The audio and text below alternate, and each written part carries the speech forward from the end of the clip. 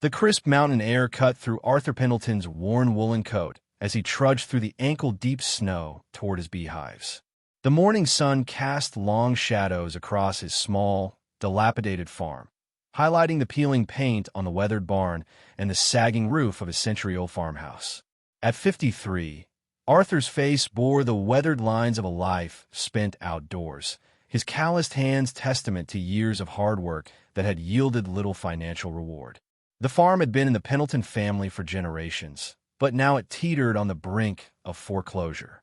The stack of unopened letters from the bank on his kitchen table grew taller each week. Final notice. The last one had proclaimed in bold red letters. 6 more weeks, and he would lose everything. Arthur pulled his scarf tighter around his neck as he approached the cluster of white beehives nestled against the windbreak of pine trees. These bees were more than his livelihood. They were his companions in this isolated stretch of mountain country where neighbors were scarce and visitors rarer still. He spoke to them as he worked, sharing thoughts he'd never voiced to another human soul. "Morning, ladies," he murmured, his breath forming clouds in the frigid air. "Cold one today, isn't it? Probably best you stay tucked in." The colony had been struggling through the harsh winter. The unexpected cold snap had Arthur worried. Climate change, the agricultural extension agent had explained during his last visit 2 years ago. Weather patterns becoming more extreme, less predictable. For a man whose entire income depended on the consistent rhythms of nature, such changes spelled disaster. Arthur lived simply, almost monastically. His few indulgences included a second-hand paperback from the town library's discard pile, read by lamplight in the evenings, and the occasional glass of homemade mead, fermented from his own honey. The television in the corner of his living room remained mostly silent, an ancient model that picked up only 2 channels clearly. The isolation suited him, or so he told himself during the long winter evenings when the only sounds were the creaking of the old house and the howling wind outside. Today, however, the isolation felt oppressive. The sky hung heavy with the promise of more snow, and the meteorologist on the crackling radio had warned of a severe storm system moving into the area by nightfall. Arthur needed to ensure the hives were properly insulated before the worst hit. He worked methodically, checking each hive for damage from the last storm, adjusting the insulation around them, and making sure no drafts could penetrate the wooden boxes where his precious bees clustered around their queen, generating heat through the collective vibration of their wings. As he finished securing the last hive, the first few snowflakes began to fall. Arthur looked up at the darkening sky and frowned. The storm was arriving earlier than predicted. He needed to get back to the house soon, but first he wanted to check the windbreak fence on the north side of his property, where the last storm had caused some damage. The snow began falling more heavily as Arthur made his way to the tree line. The wind picked up, whipping icy particles against his face. Visibility deteriorated rapidly, the forest edge blurring into a gray-white haze. He should turn back, he knew, but something compelled him forward, an odd, pulsing light at the edge of his vision, barely visible through the swirling snow. "Hello," Arthur called out, thinking perhaps a lost hiker had set up some kind of emergency signal. His voice was swallowed by the howling wind. The light flickered weakly, seeming to fade. Acting on instinct, Arthur plunged forward. As he neared the source, he realized it was partially buried under a small drift of snow. Dropping to his knees, he began digging with his gloved hands. His fingers struck something smooth and surprisingly warm. Not metal or plastic as he'd expected, but something organic, like leather, but softer, almost translucent. The object was roughly the size of a duffel bag, with a faint luminescence emanating from within. It pulsed slightly like a heartbeat. "What in the world?" Arthur murmured, brushing away the last of the snow. The object resembled a cocoon or pod of some sort, with a thin, membrane-like exterior that was somehow resistant to the cold. As Arthur's hands explored its surface, he felt movement inside. The pod shuddered, and a small tear appeared along its side. Arthur stared in disbelief as a tiny head emerged from the opening. It resembled a lizard, but like no lizard he'd ever seen. Its scales gleamed with an iridescent shimmer, changing colors slightly with each movement. The creature's disproportionately large eyes fixed on Arthur with an unmistakable intelligence that sent a shiver down his spine, not from fear, but from an instinctive recognition that he was witnessing something extraordinary. The tiny creature made a soft, chirping sound, then pushed further out of the pod, revealing a slender body with delicate, underdeveloped wings folded against its sides. It was followed by two more identical creatures, each about the size of kitten. They trembled violently in the cold air, their scaled bodies taking on a bluish tinge. "Dragons," Arthur whispered, the word escaping his lips before his rational mind could censor it. "You're dragons." The creatures chirped weakly in response, huddling together for warmth. Their movements grew sluggish as the snow continued to fall around them. They were dying, Arthur realized. Without intervention, they wouldn't survive more than minutes in these temperatures. A lifetime of practical thinking warred with what his eyes were telling him. This couldn't be real. Dragons didn't exist. He must be hallucinating, or perhaps he'd fallen somewhere on his rounds and hit his head. Maybe he was lying unconscious in the snow right now, dreaming this bizarre scenario as hypothermia set in. But the weight of the nearest dragon felt solid in his hands when it crawled onto his glove, seeking the warmth of his body. Its skin was fever-hot despite the frigid air, but fading fast. The creature looked up at him with eyes that seemed too knowing, too sentient for a simple animal. Arthur made his decision without further deliberation. He unbuttoned his coat and gently gathered all three creatures against his chest, then buttoned up again, creating a makeshift pouch.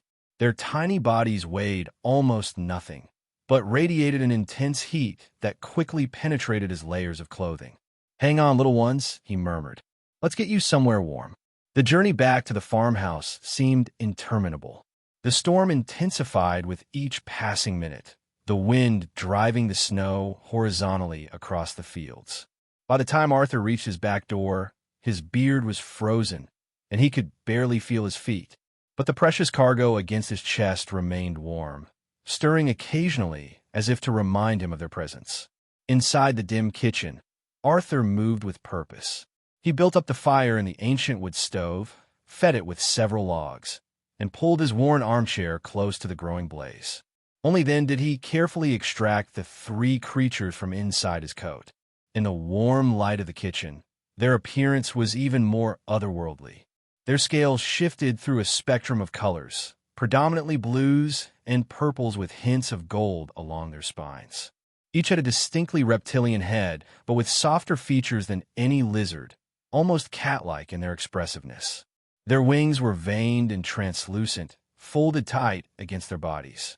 Most striking were their eyes, large, multifaceted like gemstones, and undeniably intelligent. "What am I supposed to do with you?" Arthur asked aloud, half expecting them to answer. Instead, the smallest of the three opened its mouth and produced a high-pitched trill. All three then looked pointedly at the refrigerator. "Hungry, are you? I suppose that makes sense." Arthur opened the refrigerator, surveying his meager supplies. He pulled out a carton of milk that was nearing its expiration date and poured a small amount into a bowl. After a moment's consideration, he added a spoonful of his precious honey, stirring it until it dissolved. He set the bowl on the floor near the creatures. They approached cautiously, sniffing at the liquid. The largest dipped its narrow tongue into the mixture, then jerked back, shaking its head violently. "Not to your liking?" Arthur frowned. "What do baby dragons eat, then?" As if in answer, one of them stretched its neck toward the knife block on the counter, where Arthur had stored the scraps from his meager dinner the night before, a tough piece of venison gifted by a hunter who occasionally passed through the area. "Meat, is it?" Should have guessed.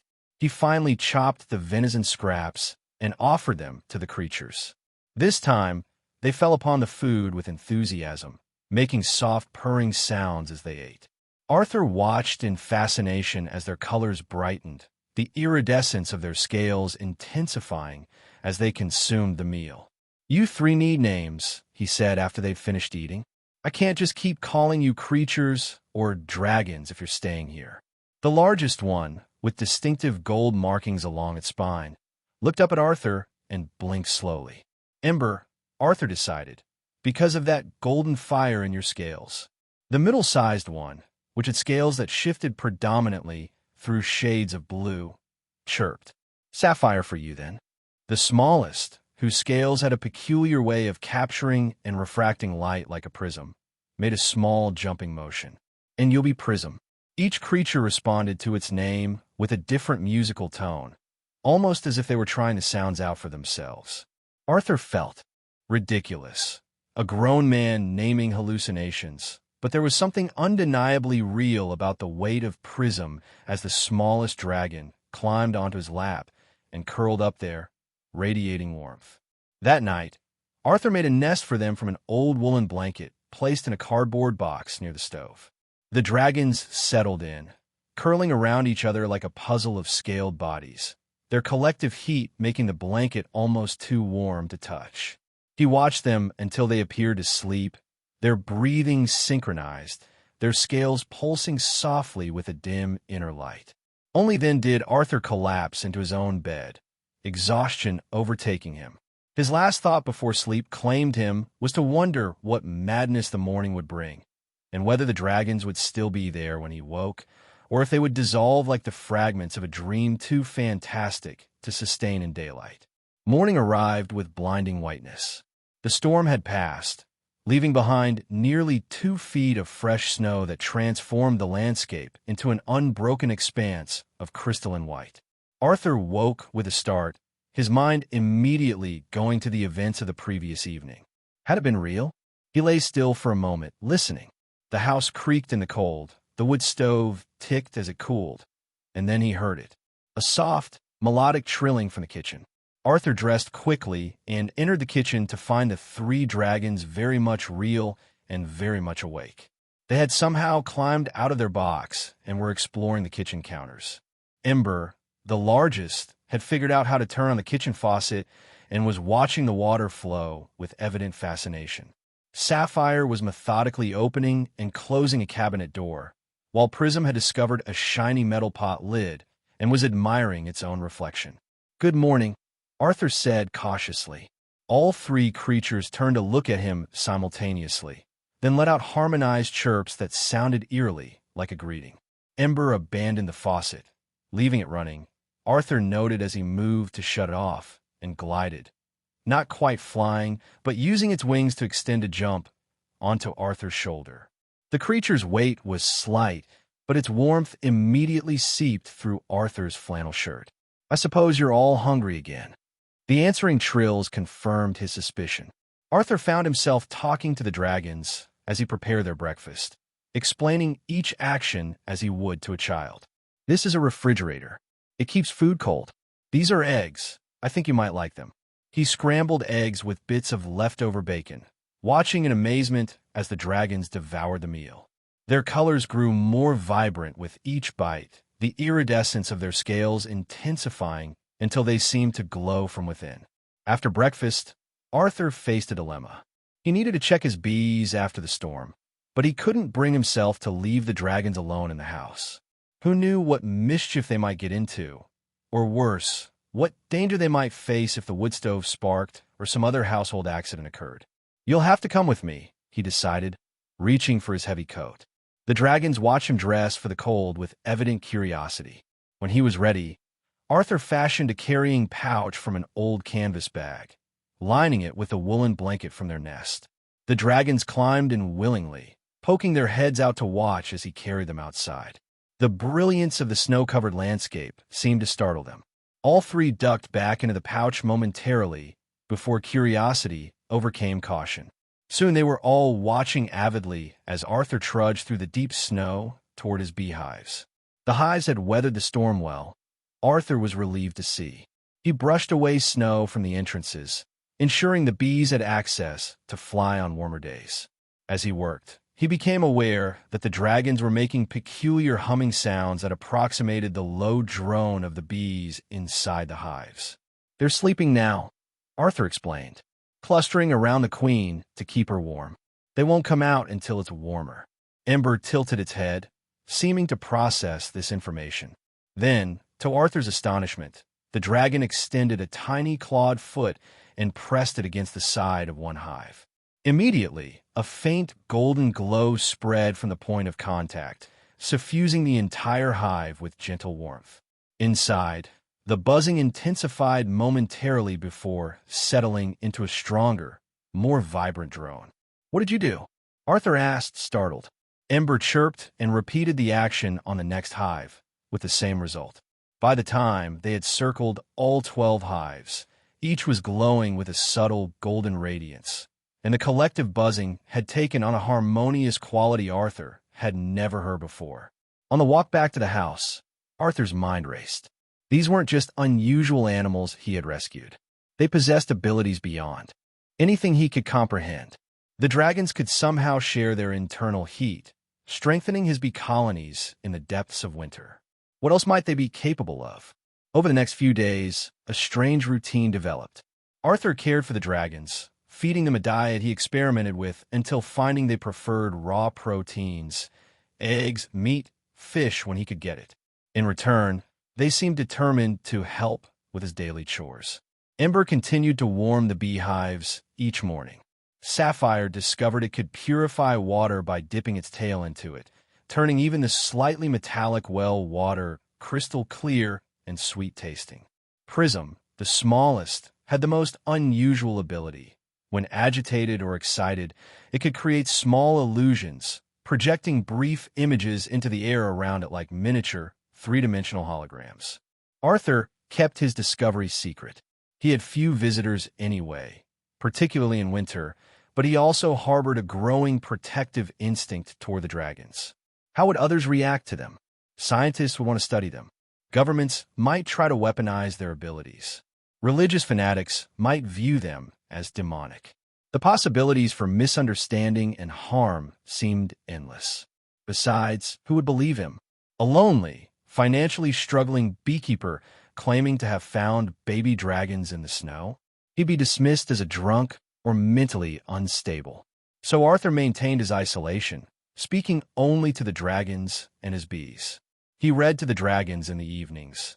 They seemed particularly fond of astronomy books and atlases, studying the images with intense concentration. They grew noticeably each day, their wings developing, their abilities strengthening. Communication remained limited to their expressive chirps, trills, and body language, until one evening about a week after he'd found them. Arthur was reading aloud from an old encyclopedia when Ember climbed onto the open book, staring intently at the page. Then the dragon looked up at Arthur and placed a clawed foot gently against his forehead. An image blossomed in Arthur's mind.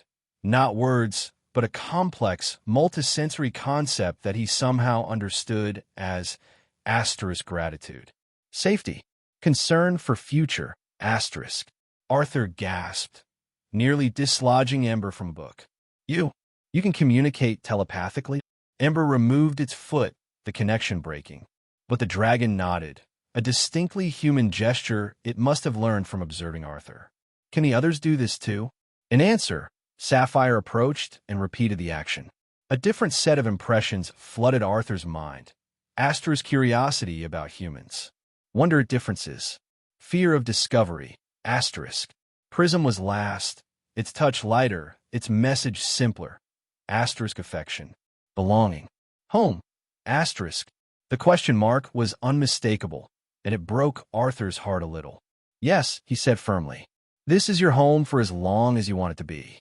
That night, after the dragons were asleep in their now customized nest, which had migrated from a box to a special corner of the living room outfitted with soft blankets and a heat lamp, Arthur sat at his kitchen table, contemplating the day's breakthrough. The dragons were intelligent, sentient beings capable of complex thought and communication. They were not pets or even wild animals he was rehabilitating. They were people, different but people nonetheless. This realization should have terrified him. Instead, it filled him with a sense of purpose he hadn't felt in years. These extraordinary beings needed his protection and care, at least until they were fully grown and capable of fending for themselves. But as he glanced at the stack of overdue notices from the bank, a cold knot formed in his stomach. In a matter of weeks, this home he was offering might no longer be his to give.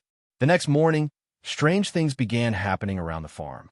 Arthur woke to find the ancient toaster, which had been temperamental for years, sparking alarmingly when he tried to use it.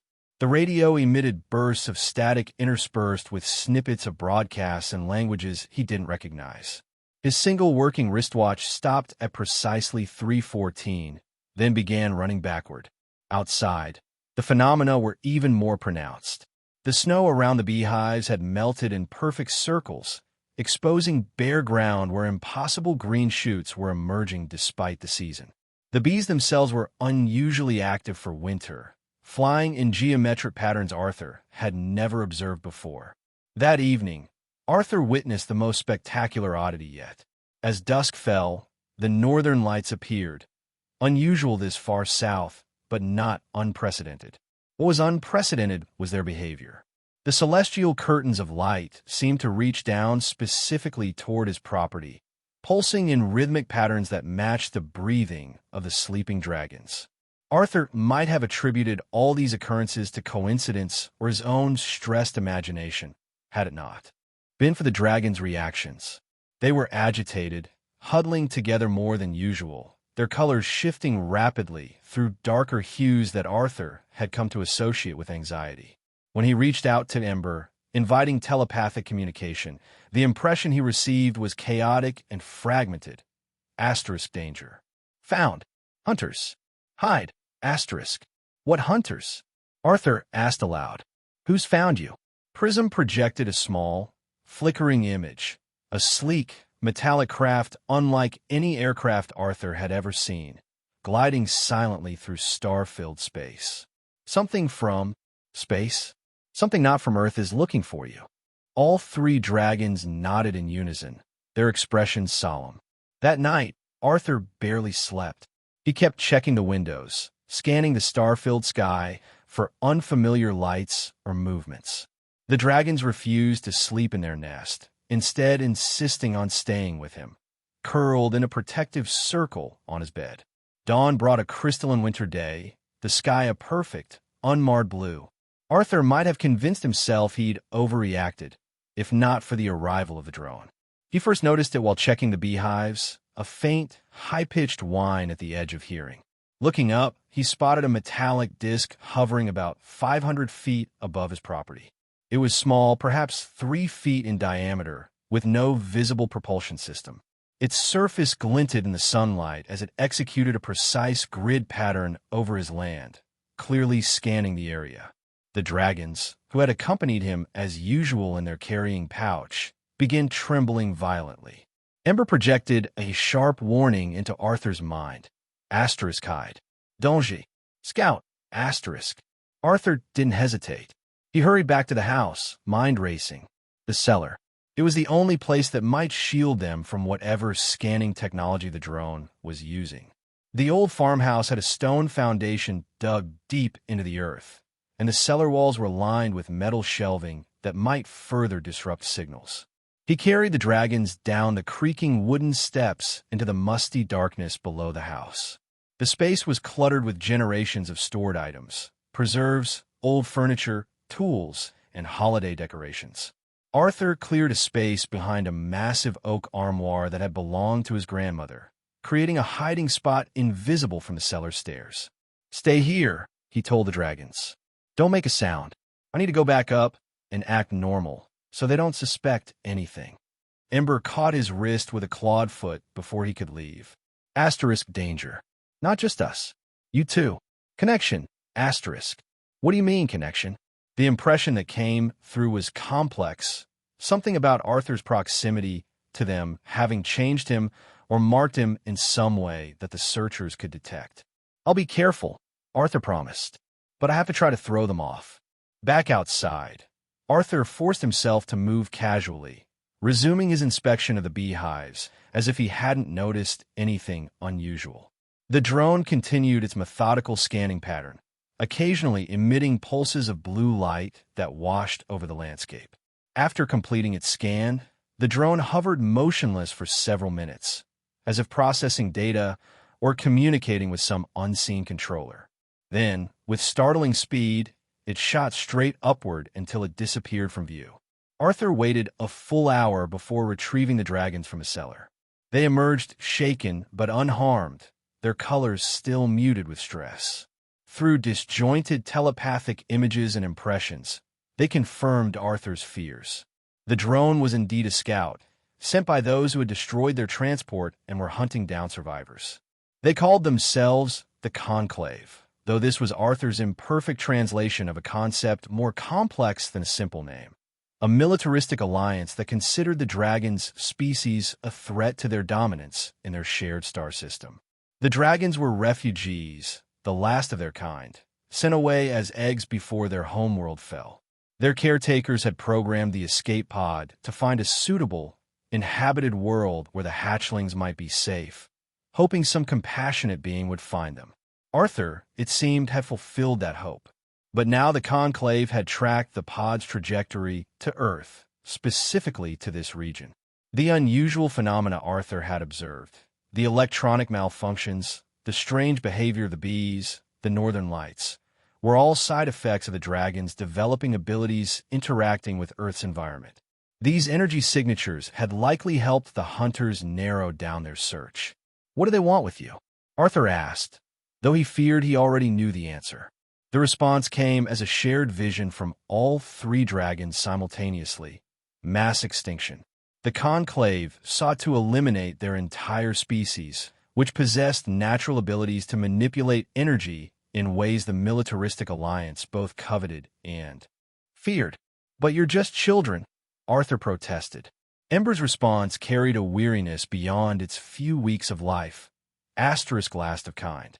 Threat to them, even as children, will grow stronger. Asterisk. Arthur thought of his shotgun, locked in the cabinet upstairs. A pitiful defense against what was coming, but it was all he had. "We need to prepare," he said grimly. The next 2 days passed in tense anticipation. Arthur brought supplies to the cellar: food, water, blankets. He found an old shortwave radio in the attic and set it up below ground, though he doubted conventional communications would be much help against an interstellar threat. He nailed boards across the cellar windows and reinforced the door as best he could. The dragons grew increasingly withdrawn, spending hours in telepathic communion with each other. When Arthur managed to engage them, the impressions they shared were increasingly sophisticated. Detailed glimpses of their lost homeworld, complex concepts about energy manipulation, fragments of their species' history and abilities. On the morning of the third day, Arthur was splitting firewood when the sky darkened. At first, he thought it was an approaching storm, but the darkness was too sudden, too complete. Looking up, he dropped the axe in shock. The ships of the Conclave blotted out the sun. They appeared without sound, without wind, without any indication of their arrival except the vast shadows they cast. Thousands upon thousands of them, in varying sizes but all with the same sleek, predatory design. The smallest were perhaps the size of passenger jets, the largest so immense they seemed like floating cities. Arthur stood frozen, trying to comprehend the scale of what he was seeing. The armada stretched beyond his field of vision in every direction, a metal ceiling over the world. 12,000 ships, he would later learn, though in that moment of first contact, he could only process that he was witnessing an invasion force beyond anything humanity had ever conceived. As if triggered by his awareness, a piercing tone cut through the air, causing Arthur to clap his hands over his ears in pain. The sound modulated into a voice, flat, mechanical, speaking perfect English despite its inhuman timbre. "Inhabitants of Earth, we are the Conclave. We detect 3 energy signatures classified as extreme hazards to galactic security. Surrender these entities immediately or face planetary sterilization. You have 1 standard rotation of your planet to comply." The voice fell silent. The massive fleet remained motionless overhead, an incomprehensible threat looming over Arthur's small farm, and, he presumed, the entire region, perhaps the entire world. Arthur ran back to the house, his heart pounding. The dragons were huddled together in the living room, their bodies intertwined, scales flickering with rapid color changes that seemed to communicate something between them. "They're here," Arthur said unnecessarily. "They're demanding I hand you over." Ember looked up, its large eyes reflecting both fear and resignation. Asterisk expected. Cannot win. Must surrender us. Asterisk. No. The vehemence of Arthur's response surprised even him. I won't give you up to be slaughtered. Asterisk alternative is worse. We'll destroy your world. Asterisk. Arthur paced the small room, his mind racing. There has to be another way. Some weakness we can exploit, some way to fight back. Sapphire projected an image of the fleet, then zoomed in to show details of the ship's construction. Asterisk advanced technology. Weapons beyond comprehension. Cannot fight directly. Asterisk. Arthur sank into his chair, the magnitude of the situation overwhelming him. Yet beneath the fear and hopelessness, something else was building. A stubborn refusal to accept defeat, to abandon these extraordinary beings who had trusted him. What about your abilities? The energy manipulation you've shown with the bees, with water, with creating images? Isn't there something there we could use? The dragons exchanged glances.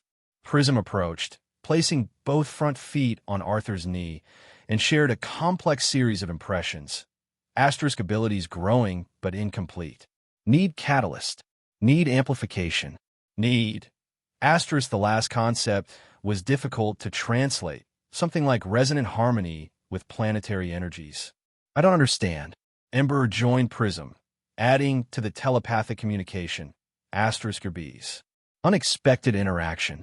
Symbiotic amplification. Potential. Asterisk. Arthur looked out the window at his beehives, remembering how the dragons had warmed them, how the bees had responded with unusual activity patterns. The bees respond to you, and you to them. Some kind of resonance. The dragons nodded in unison. But how does that help us against thousands of warships? In response, all three dragons created a shared vision in Arthur's mind. The beehives glowing with golden energy, the patterns of the bees' flight becoming increasingly complex and mathematical, building into a three-dimensional structure of light and movement that expanded outward, encompassing the farm, then reaching toward the fleet above. The vision was compelling but vague on details. Arthur wasn't sure if it represented a plan or merely a hope. Still, it was better than resignation or a futile last stand with his shotgun. What do we need to do? The plan that emerged through fragmented telepathic communications was risky and depended on timing and factors Arthur didn't fully understand. The dragons needed to establish a deeper connection with the bees, not just a few hives, but the entire colony as a unified organism. They needed Arthur's connection to both species as a kind of bridge or translator. And they needed to do it before the Conclave lost patience and made good on their threat. That night, as the alien fleet hung silent and menacing in the sky, Arthur and the dragons prepared. They gathered all 12 beehives into a circle in the center of the yard. Normally, moving beehives was a delicate operation that required smoke and protective gear, but the bees seemed unusually calm, almost expectant as Arthur transported them. In the center of the circle, Arthur placed the remains of the dragon's pod, which he had retrieved from the forest edge and stored in his shed. Though apparently inert since the dragons had hatched, the pod still retained traces of the strange, membrane-like material and a faint luminescence when the dragons approached it. As midnight approached, a new message boomed from the fleet above. Your time is half expired. Surrender the entities or face extinction. Arthur looked at the dragons, who had positioned themselves at 3 equidistant points around the circle of hives. I hope this works, he said, taking his own position beside the pod fragments. The dragons began to hum, a 3-part harmony that vibrated at a frequency Arthur could feel in his bones. The bees responded, emerging from their hives despite the cold night air, swarming in perfect geometric patterns above each box. The humming intensified, and Arthur felt a strange pressure building in his head, a warmth spreading through his chest. What? He began, but the question died as Ember projected a clear instruction. Asterisk join. Bridge. Connect. Asterisk. Arthur closed his eyes, trying to open his mind as he'd learned to do when receiving the dragon's telepathic communications. He felt a tingling sensation at his fingertips spreading up his arms. When he opened his eyes, he gasped. His hands were glowing with the same golden light he'd seen emanating from the hives when Ember touched them. The light spread, flowing up his arms and across his chest until his entire body radiated a gentle golden aura. The bees responded, their swarm patterns shifting, centering on Arthur. He should have been terrified as thousands of bees engulfed him, but he felt only a profound connection, as if the bees were an extension of his own consciousness. Or perhaps he was becoming part of their collective mind. The dragon's humming changed pitch, rising until it was almost beyond the range of Arthur's hearing. The bees matched it, their collective buzzing creating a counterpoint that resonated through the night air. The pod fragments at Arthur's feet began to glow more intensely, pulsing in rhythm with the harmonics established by dragons and bees. Above, the fleet of the conclave stirred. Searchlights activated, sweeping across the farm. A smaller ship detached from the main fleet, descending until it hovered just 100 feet above the circle of beehives. A harsh, blue-white spotlight pinned Arthur in its glare. "Final warning," boomed the mechanical voice. "Surrender the entities immediately." Arthur stood his ground, the golden light surrounding him pulsating faster. The bees swirled around him in a protective tornado of wings and bodies. The dragon's humming reached a crescendo, and Ember projected one final instruction to Arthur's mind: release. Arthur didn't fully understand, but he followed his instinct, mentally relaxing the strange energy he felt building within him. The effect was immediate and astonishing. The golden aura exploded outward from his body in a concentric wave, carrying with it thousands of bees that formed a rapidly expanding sphere of golden light. The wave struck the hovering ship first. Instead of causing damage, it seemed to transform the craft. Hexagonal patterns, like honeycomb, spread across its metallic surface. Its weapons ports sealed shut, mechanical components rearranging themselves into more organic forms. The wave continued outward and upward, reaching the main fleet. Ship after ship underwent the same transformation. Weapon systems converting to what looked like vast solar collectors. Propulsion units reforming into structures resembling flowers or plants. Communication arrays becoming delicate, crystalline formations that captured and refracted light in dazzling patterns. The effect cascaded through the fleet, each transformed ship triggering changes in those nearby. The process accelerated exponentially until all 12,000 vessels had been converted from machines of war to floating works of art and organic technology. The mechanical voice spoke again, but now it had gained modulation, emotion, a sense of wonder. "What have you done to us?" Arthur, still connected to both bees and dragons, somehow understood. The conclave ships had been integrated into Earth's biosphere, made symbiotic rather than parasitic. Their technology remained, but had been repurposed from destruction to creation, from conquest to connection. The transformation continued for hours as systems throughout the fleet reorganized themselves according to the patterns established by the bee dragon resonance. By dawn, the sky was filled not with threatening warships, but with gleaming, living structures that filtered sunlight through crystalline arrays, creating rainbow patterns across the landscape. Many began to drift away, no longer bound to a military hierarchy, but moving according to new imperatives of exploration and symbiosis. A single ship remained, hovering directly above Arthur's farm. A beam of light extended from its underside, resolving into a three-dimensional projection of a humanoid figure. Nearly 7 feet tall, with an exoskeleton-like external structure, the being regarded Arthur with multifaceted eyes that reminded him of his bees. "Beekeeper," the being said, its voice melodious where the fleets had been mechanical. "You have done the impossible. You have changed us at our core." Arthur, still glowing faintly with residual energy, found himself able to understand the alien perfectly.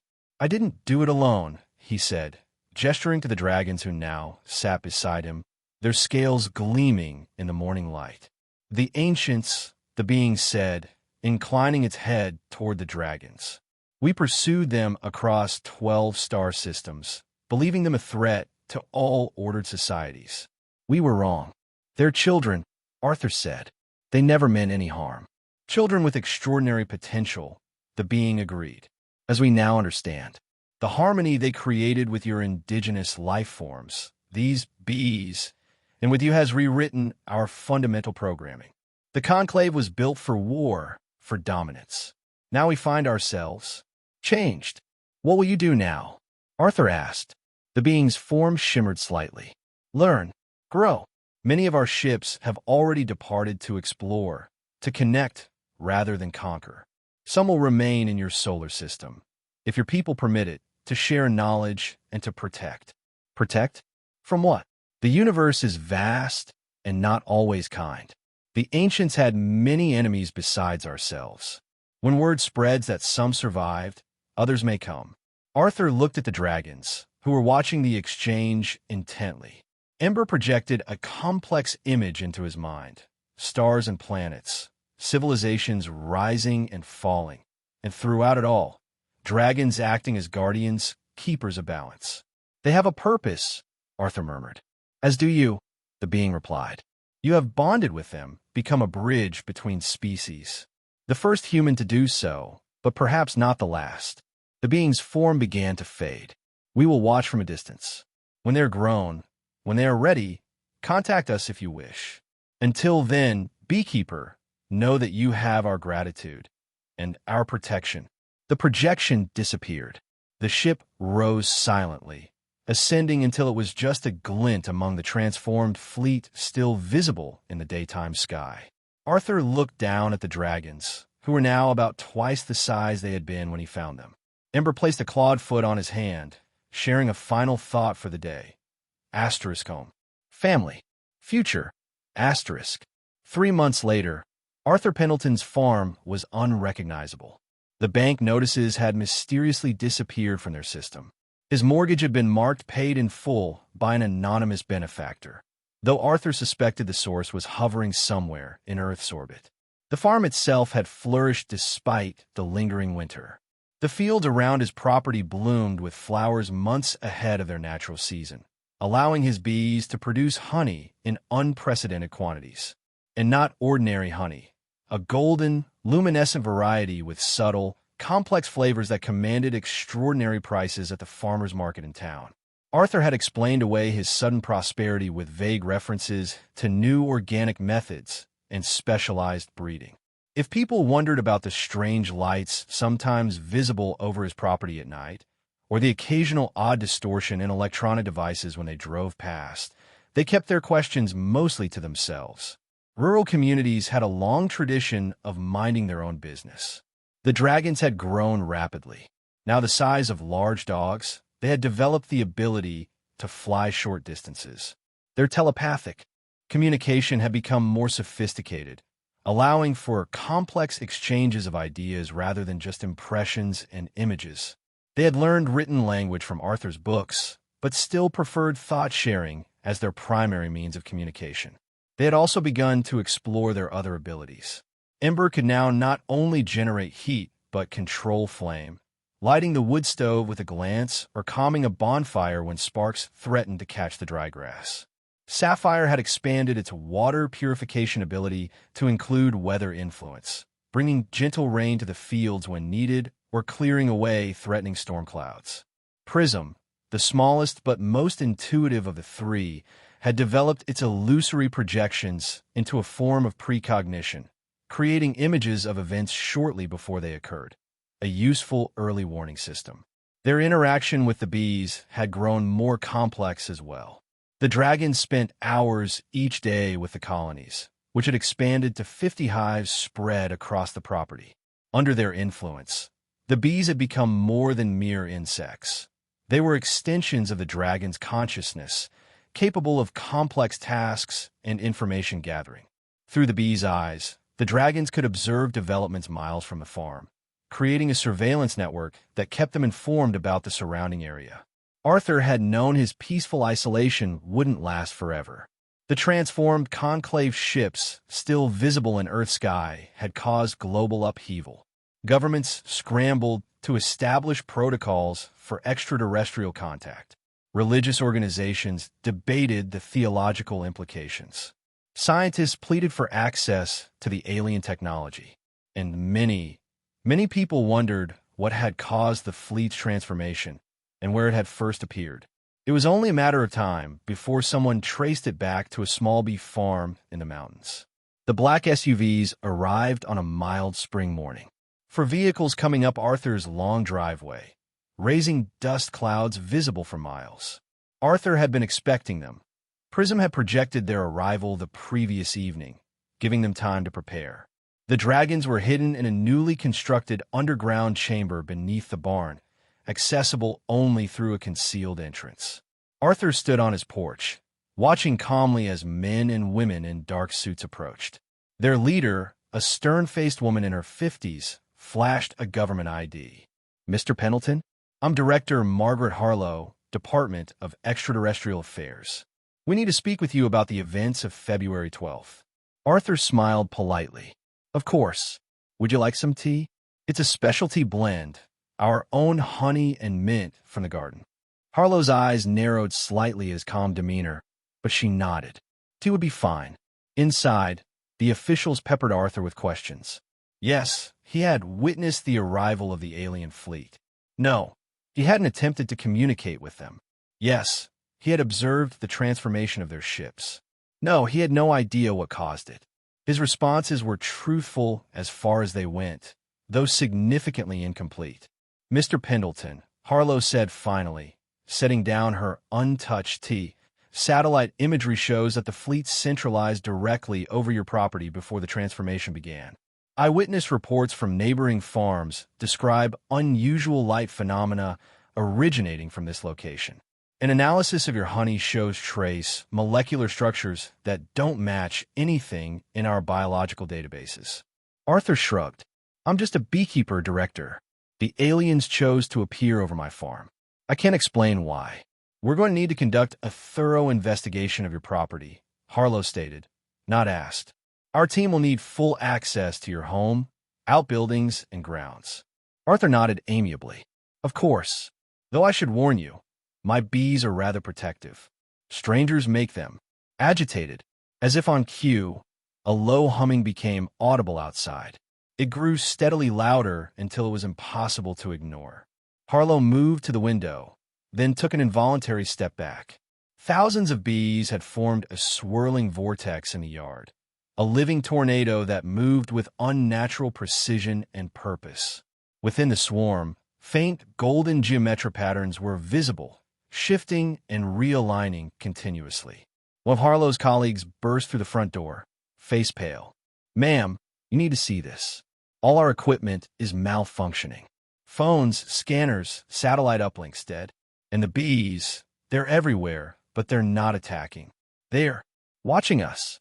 Harlow turned back to Arthur, reassessing him with newly cautious eyes. "What exactly are you doing here, Mr. Pendleton?" Arthur met her gaze steadily.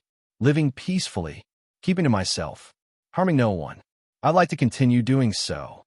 Are you controlling those bees?" Arthur smiled slightly.